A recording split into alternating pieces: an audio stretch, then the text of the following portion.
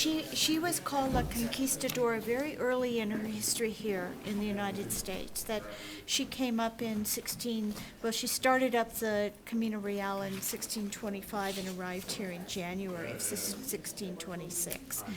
And she was an image of Our Lady of the Assumption, which was very popular at the time. Her arms were fixed at the time in a pose probably like this. And they wanted to be able to dress her because that was a custom, to dress the saints. It's an act of devotion to make clothing for the saint, maybe in fulfillment of a vow, or asking for a favor or thanksgiving, or just to honor the person represented by the image, which is Mary, the mother of Jesus. And she had several titles over history, Our Lady of the Rosary, but La Conquistadora because she came with the early Spanish settlers who were called Like the New conquistadoras. Mexican name for that. Today she's called La Conquistadora, Our Lady of Peace, because when she came back after the revolt, they sent advance party to make sure that it was going to be safe for the settlers to come, and they really expected it to be a totally peaceful resettlement. It didn't turn out quite that way.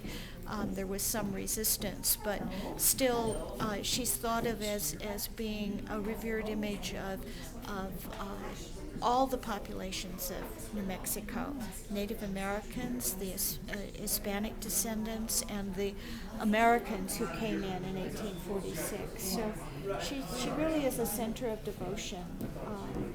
And the fact that she's been in the cathedral now for almost 400 years. We just finished celebrating the quadricentennial of the city of Santa Fe and of the establishment of the parochia here, the church here.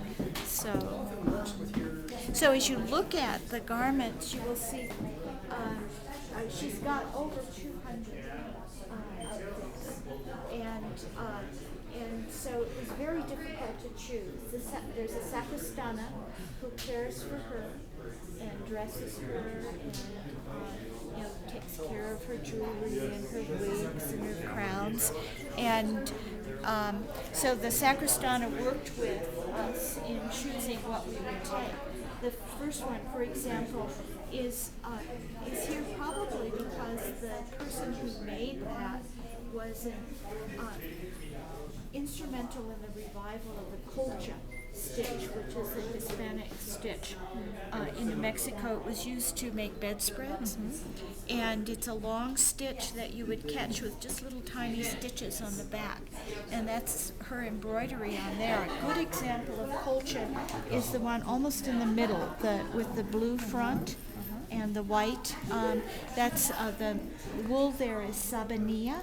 That's what it's called, which is like sheet, but it's woven. The Spanish word for sheet. And then this colcha stitch on it. The blue is all embroidered. That's not the color of the sabanilla. It covers every inch. So there are two ways to do colcha. One is to cover every inch of the ground material, and the other is to embroider on the top of it. And that's a good example of both things happening. Some of the things are in here. The very oldest is and this material is Guatemala. Sorry. But it came out But this you went and checked in the cabinet. when they made the cake. As long as it's not, they're not allowing anything on YouTube. In the other room, there is the vestments. Anything goes on YouTube, they'll sue your ass. But now she's been restored. So she's back.